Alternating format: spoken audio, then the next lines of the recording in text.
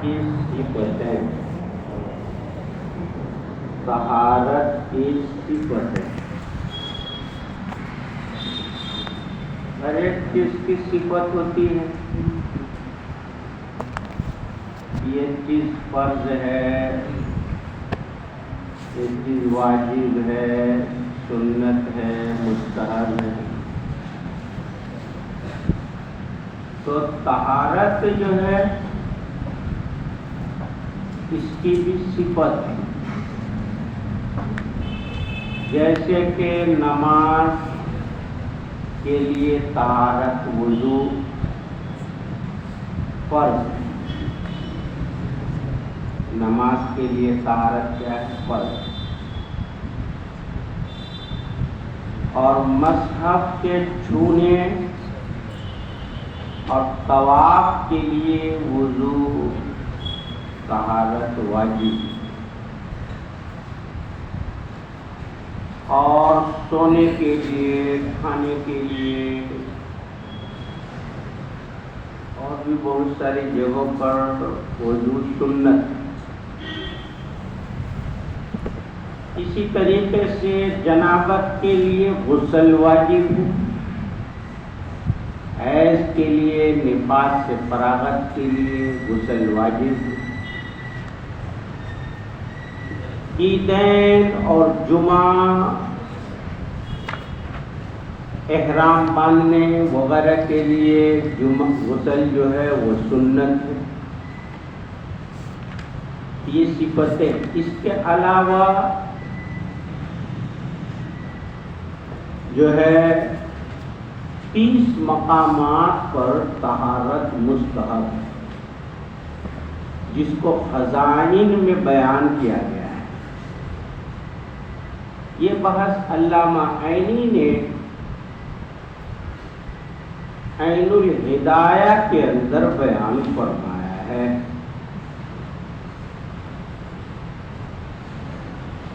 اب اس کے بعد 11ویں بحث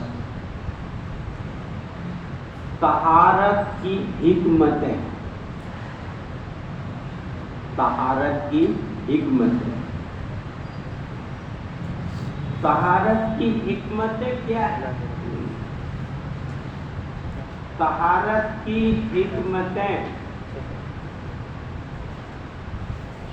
یہ سمجھیے کہ طہارت کی حکمتیں جو ہے چند حکمتیں بیان کی گئی ہیں. چند حکمتیں.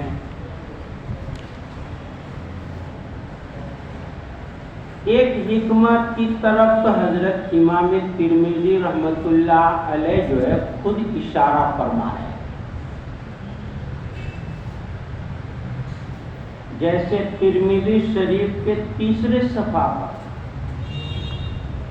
حضرت امام ترمذی رحمۃ اللہ علیہ نے باب قائم کیا ہے، باب ما جاء فی فضل الطہور. 3 صفحہ دیکھ رہے ہیں جی. اور اس کے تحت جو ہے حضرت ابو ہریرہ رضی اللہ تعالیٰ عنہ کی روایت نقل ہے. یہ روایت یہاں مختصر ہے. نسائی شریف میں روایت تھوڑی تفصیلی ہے. جب اس بات پر ہم آئیں گے تو آپ کو تفصیل پیش کریں گے انشاءاللہ.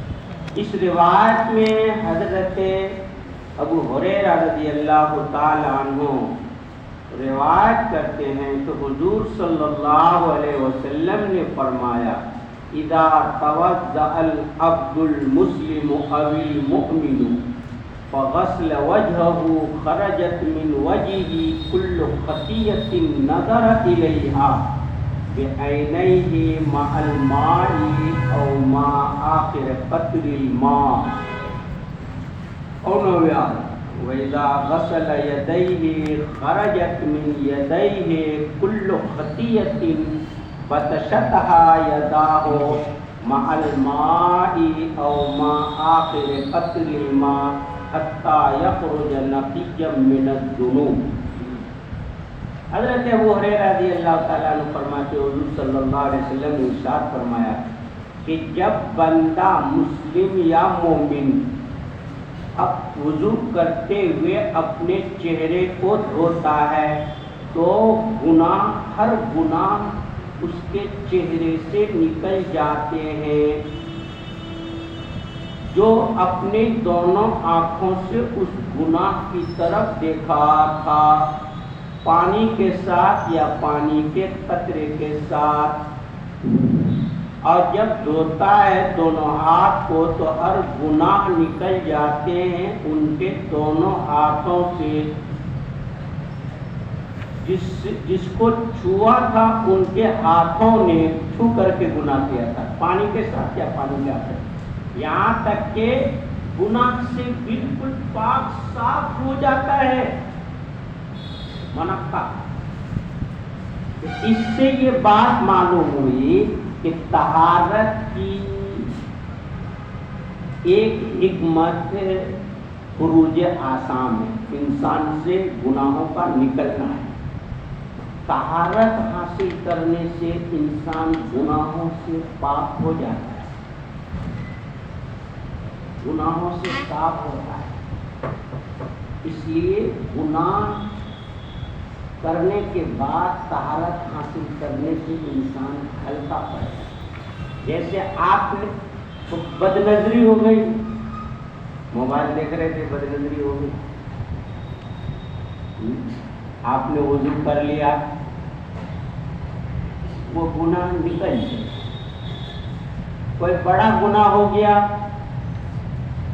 دل پچوٹ رہا کہ ہم نے کیا کر دیا، جس کے اندر احساس ہوگا اس کا دل جو ہے گھبرائے گا، جس کو احساس ہی نہیں ہوگا کتنے گناہ کر لیں اس سے کوئی فرق نہیں، تو دل گھبراتا ہے۔ گھبرانا بھی ایمان والے کی شان ہے، اس کے اندر تقوی ایمان ہے، جب بھی گھبرا رہا گناہ سے، تھوڑا گناہ ہوا دل گھبرا ہے، اس پر آپ نے جا کے غسل کر لیا، 2 رکعت نماز پڑھ کر اللہ سے توبہ کر لی، سب صاف۔ سمجھ میں آئے گی؟ یہ گناہ کے نکلنے کا، گناہ سے آدمی بے چین ہوتا ہے، اور جب گناہ کرتا ہے اور غسل کرتا ہے یا وضو کرتا ہے، نماز پڑھتا ہے، تو اس سے دماغ ہلکا ہو جاتا ہے، سکون مل جاتا ہے، گناہ سے بے چینی پیدا ہوتی ہے، اور طہارت اور اس کے بعد نماز سے سکون ملتا ہے۔ بات سمجھ میں آئی؟ ایک حکمت تو جو ہے یہ بیان کی گئی، دوسری حکمت یہ بیان کی گئی ہے کہ اصل میں انسان، خاص طور پر مسلمان کو اللہ تعالیٰ نے فطرت سلیمہ پر پیدا کیا ہے۔ سب سے زیادہ سلیم الفطرت تو انبیاء ہوتے ہیں، اور اس کے بعد صحابہ، اقرب پر اقرب، ہر ایمان والا سلیم الفطرت ہوتا ہے۔ اور سلیم الفطرت انسان کو طہارت محبوب ہوتی ہے اور گندگی ان کو ناپسند ہوتی ہے، لہذا طہارت حاصل کرنا یہ انسان اور مسلمان کا فطری تقاضا ہے۔ انسان اور مسلمان کا کیا ہے؟ فطری تقاضا۔ بات سمجھ میں آ رہی ہے؟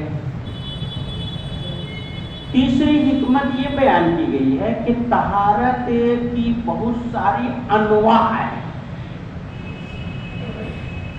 طہارت کی بہت ساری انواع ہیں، اور ایسے ہی جو امراض جسمانی کے لیے وہ طہارت جو ہے شفا بنتی ہے، بعض طہارت جو ہے جسمانی امراض، بعض جسمانی امراض کے لیے شفا بنتی ہے۔ جیسے مسواک کرنا، مسواک کا جب بیان آئے گا تو میں بتلاؤں گا، مسواک کے 70 فوائد ہیں، اس میں منہ کی صفائی، دانت کا مضبوط ہونا، منہ میں بیماری اور دیگر جو ہے امراض کے پیدا ہونے سے مانے مسواک کرنے سے بہت سارے فوائد، اس میں شفا بھی ہے مسواک سے، سمجھئے؟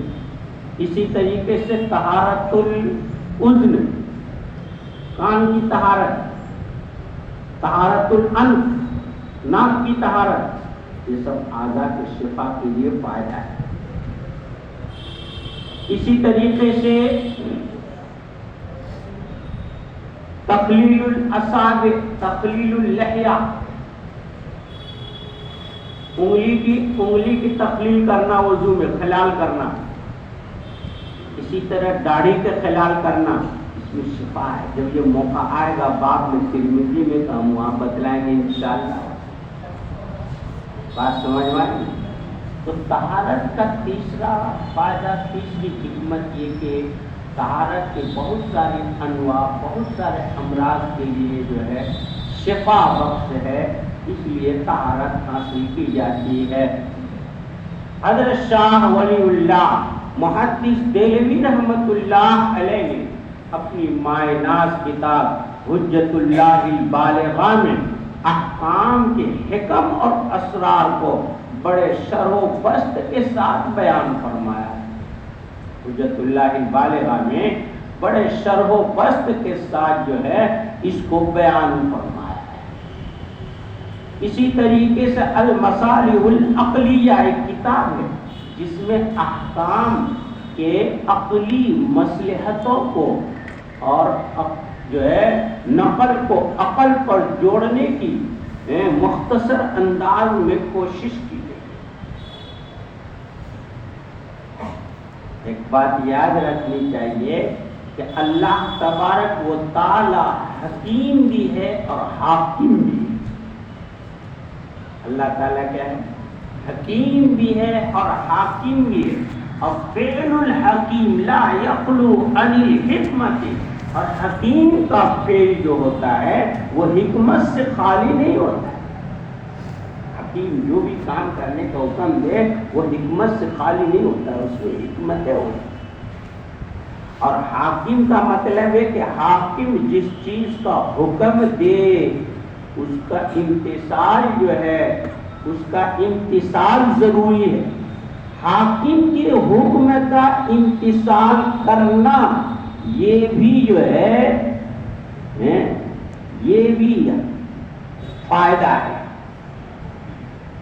یہ بھی حکمت ہے حاکم کے حکم کی، اس میں بھی یہ حکمت ہے۔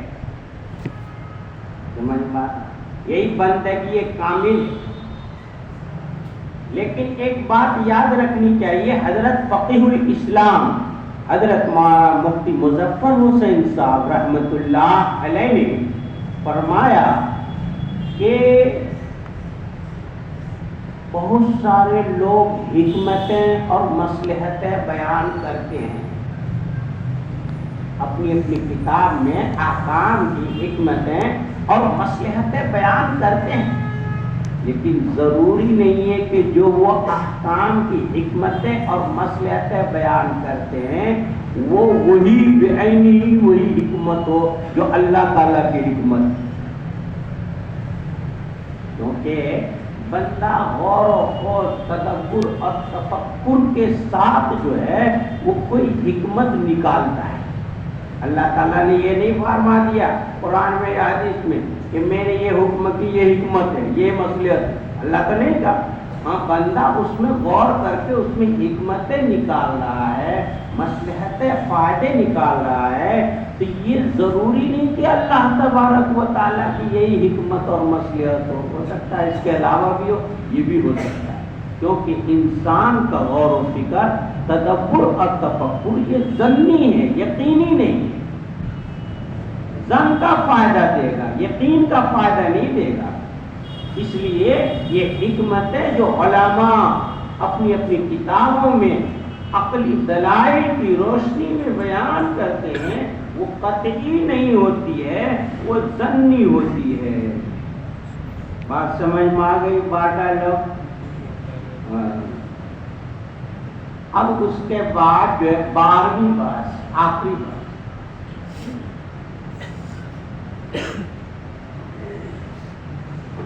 یہ سب لڑکے جو کہاں چلے گئے؟ روزانہ کارڈ لینے کا چکر کیا ہے؟ ایک ہی دن لے لینا چاہیے۔ اللہ صلی اللہ علیہ وسلم کی قید کے ساتھ جو ہے مقید کیا ہے، اس کی وجہ کیا ہے؟ یہاں پر جو ہے سوال پیدا ہوتا ہے کہ حضرت امام ترمذی رحمۃ اللہ علیہ نے فرمایا ابواب الطہارت عن رسول اللہ صلی اللہ علیہ وسلم، یعنی اس جملہ کو بڑھا کر کے حضرت امام ترمذی یہ ثابت کرنا چاہتے، دعویٰ کر رہے ہیں کہ میری یہ کتاب جو کتاب الطہارت ہے، اس میں خالص حضور صلی اللہ علیہ وسلم کی احادیث مرفوعہ اور احادیث مسندہ ہی کو بیان کروں گا عن رسول اللہ، یعنی اس کتاب الطہارت یار یہ کیسے یہاں نہیں کہ ابواب الصلاۃ عن رسول اللہ، ابواب الزکات عن رسول اللہ، ابواب الحج عن رسول اللہ، ابواب النکاح عن رسول اللہ، سب میں یہ قید لگائی۔ اب جب یہاں ہم بیان کر دیں گے تو پورے سال بیان نہیں کریں گے، ایک بات یاد رکھیے گا، جو چیز ہم ایک مرتبہ بیان کر دیتے ہیں اس کو پورے سال بیان نہیں کرتے۔ امام ترمذی کی بھی یہی عادت ہے، میری بھی یہی عادت ہے، ایک مرتبہ بیان کروں گا پھر نہیں بیان کروں گا۔ اس سب بات میں یہی تقریب فٹ کرنے کی ہے۔ یہاں پر سوال ہے کہ حضرت امام ترمذی رحمۃ اللہ علیہ جو ہے اس باب میں عن رسول اللہ صلی اللہ علیہ وسلم کی قید بڑھا کر کے گویا یہ دعویٰ کر رہے ہیں کہ میری یہ کتاب جو ہے خالص حضور صلی اللہ علیہ وسلم کی احادیث مرفوعہ اور احادیث مسندہ پر مشتمل ہے، اسی کو بیان کروں گا۔ حالانکہ امام ترمذی رحمۃ اللہ علیہ جو ہے ترمذی شریف میں روایت مرفوعہ کے ساتھ روایت موقوفہ کو بھی بیان کر رہے ہیں، صحابہ اور تابعین کے اقوال کو بھی بیان کر رہے ہیں، ائمہ مجتہدین کی فقہی اجتہاد اور فقہی روایت کو بھی بیان کر رہے ہیں اور راویوں کی بھی حالات بیان کر رہے ہیں۔ تو پھر کیسے کہہ رہے ہیں امام ترمذی کہ میں صرف اس میں احادیث مرفوعہ ہی بیان کروں گا؟ سوال سمجھ میں آیا کہ نہیں؟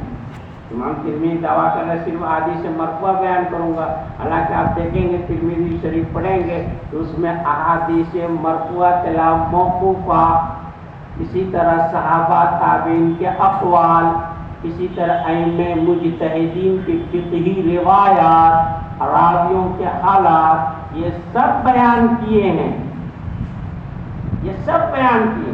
تو پھر یہ دعویٰ کیسے صحیح ہوا؟ اس کا جواب کیا ہے؟ حضرت امام ربانی مولانا رشید احمد گنگوہی رحمۃ اللہ علیہ نے اپنی تقریر اور کوکب الدری میں اس کے 3 جوابات دیے۔ کتنے جوابات دیے ہیں؟ 3 جوابات دیے۔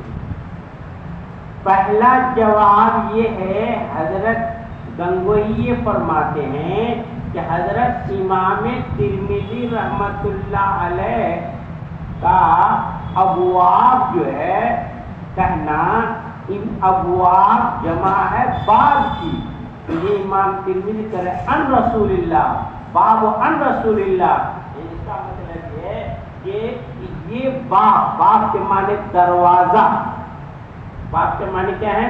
دروازہ۔ تو گویا یہ میری کتاب الطہارت کا دروازہ ہے، اس میں جو ہے اس دروازے کے ذریعہ داخل ہوں گے اور حضور صلی اللہ علیہ وسلم کے علم کے شہر میں ہم داخل ہو جائیں گے۔ دروازہ کھولیں گے اور حضور صلی اللہ علیہ وسلم کے طہارت کے علم کے شہر میں ہم داخل ہو جائیں گے، یہ مطلب ہے۔ امام ترمذی کا مطلب کیا ہے کہ یہ باب ابواب باب کی جمع ہے، باب کے معنی دروازہ، مطلب یہ ہے کہ ہم دروازہ کھولیں گے اور طہارت کے سلسلے میں حضور صلی اللہ علیہ وسلم کا جو علم کا شہر ہے اس گیٹ کے ذریعہ علم کے شہر میں داخل ہو جائیں گے، اور حضور صلی اللہ علیہ وسلم کا علم کا شہر احادیث مرفوعہ موقوفہ سب بات سمجھ میں آ گئی کہ نہیں آ گئی؟ ایک جواب تو یہ دیا گیا۔ دوسرا جواب یہ ہے کہ اصل میں تو یہ اس کے ذریعہ سے حضور صلی اللہ علیہ وسلم کی احادیث مرفوعہ ہی کو بیان کرنا ہے امام ترمذی کا مقصد۔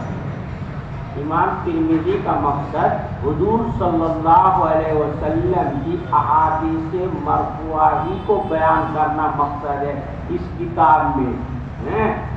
اس کے علاوہ صحابہ، تابعین، ائمہ مجتہدین اور راویوں کے حالات وغیرہ سے جو بحث ہوگی وہ طبعاً اور استدراجاً ہوگی۔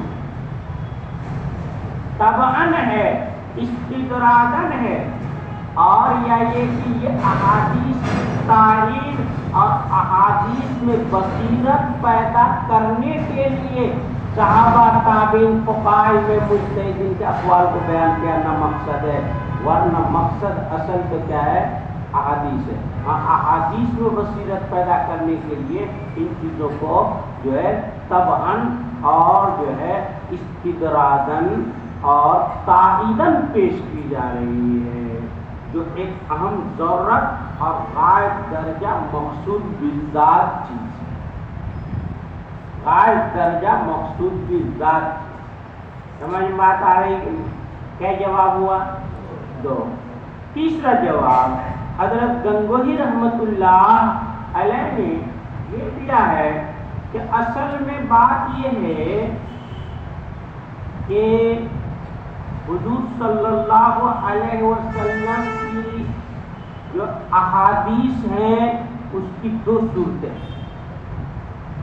حضور صلی اللہ علیہ وسلم کی احادیث جو عن رسول اللہ صلی اللہ علیہ وسلم کہا گیا، حضور صلی اللہ علیہ وسلم کی احادیث کی دو صورتیں،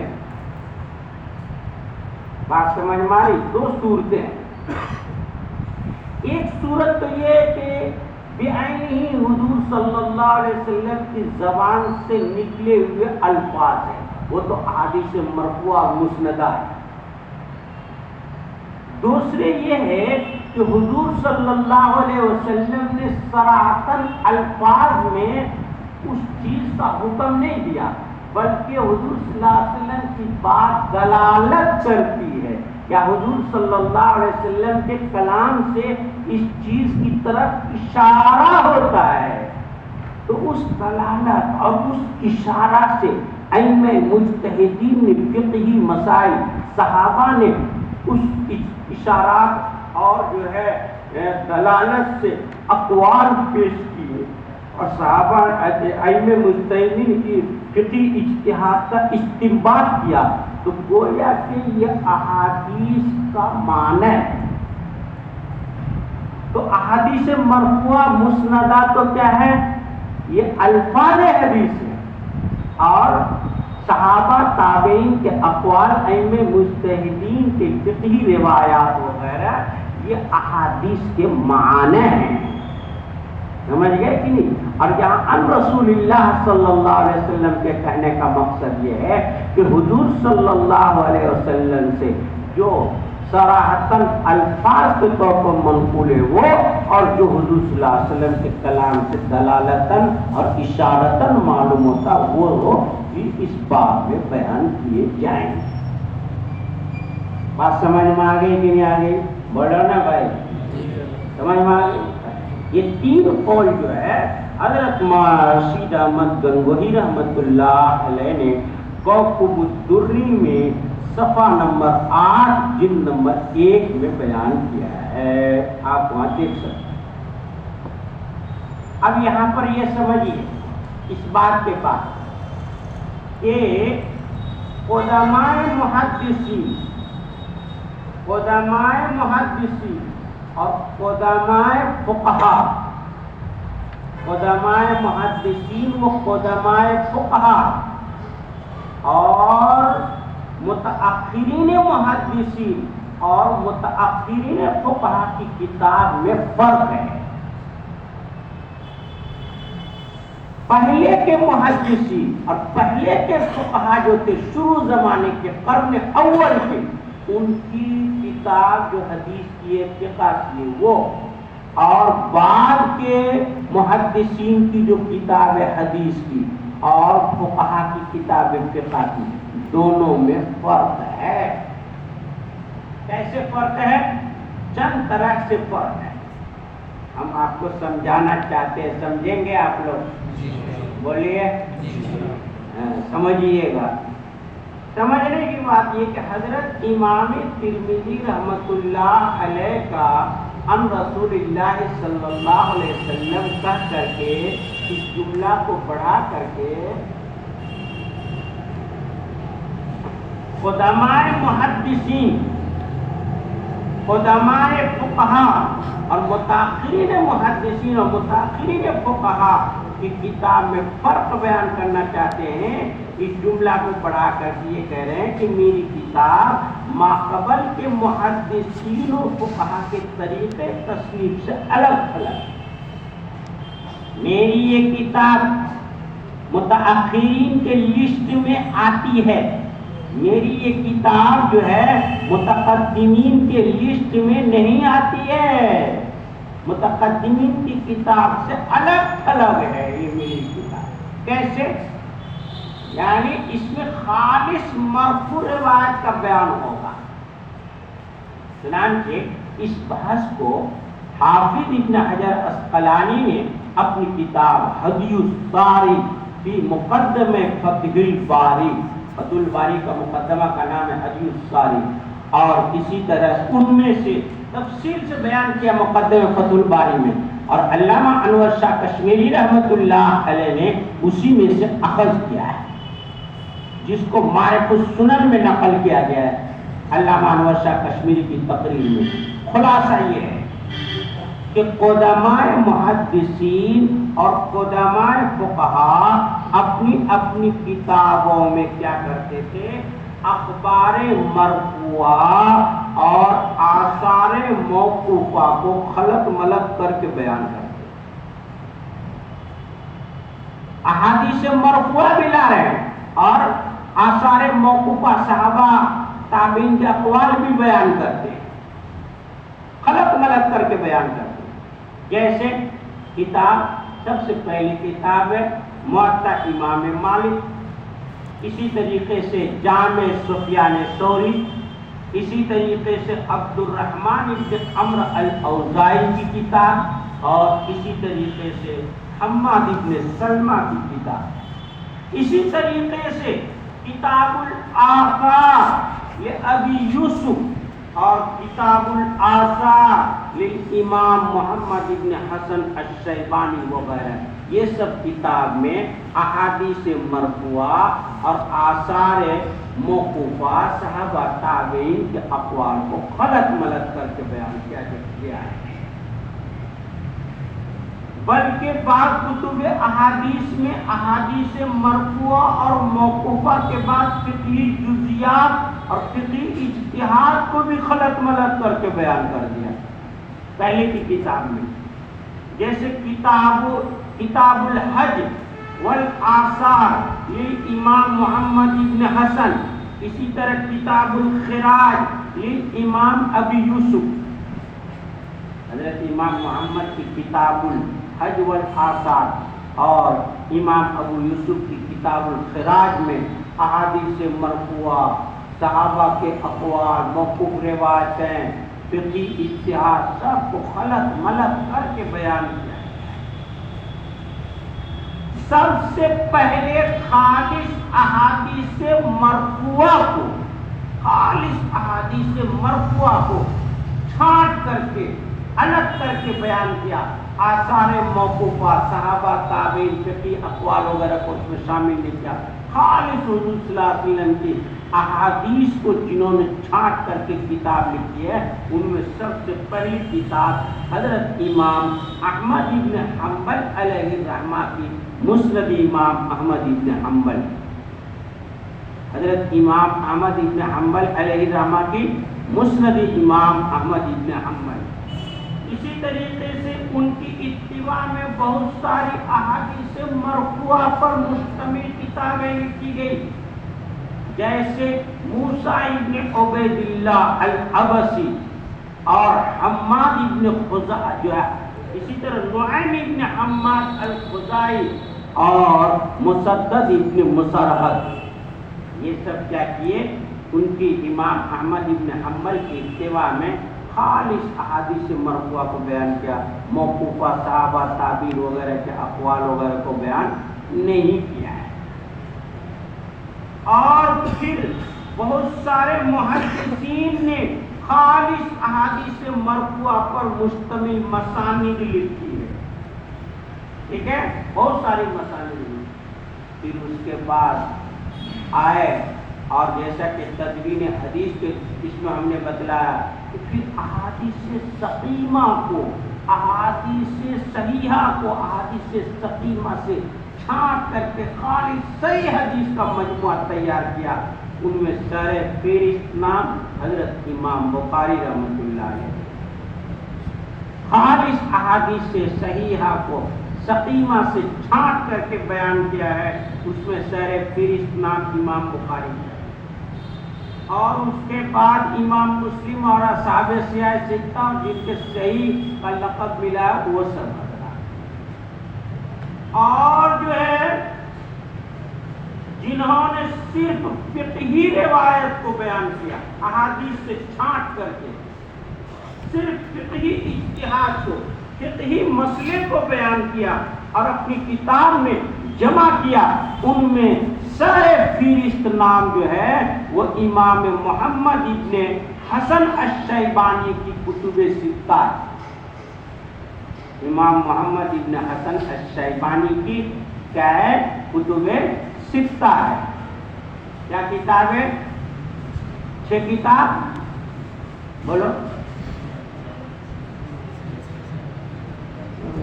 پڑھتا ہے کنز، شرح وفا، قدوری، تیرہویں کتاب کا نام نہیں ہے، کیا بتا؟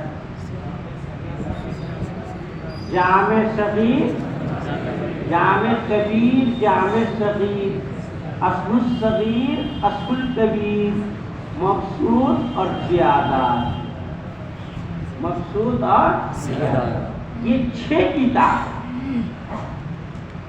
جو کہ ان 6 کتاب کی روایت کو کیا کہتے ہیں؟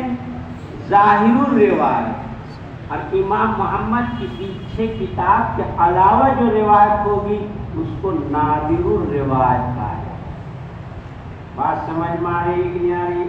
بہرحال تو سب سے پہلے فقہی جزیات اور اجتہاد کو جنہوں نے بیان کیا اپنی کتاب میں، احادیث مرفوعہ موقوفہ سے چھانٹ کر کے الگ صرف خالص فقہی روایت کو بیان کیا ہے، وہ امام محمد ہیں، محمد ابن حسن شیبانی۔ ان کی کتب ستہ یعنی جامع الکبیر، جامع الصغیر، اصل الکبیر، اصل الصغیر، مقصود زیادات، یہ کتاب الطہارت پر جو ہے 12 بحثیں ہو گئی مولانا صاحب، یہ جو ہے 12 بحثیں ہو گئی، سمجھ بات آئی کہ نہیں؟ اب اگلا بات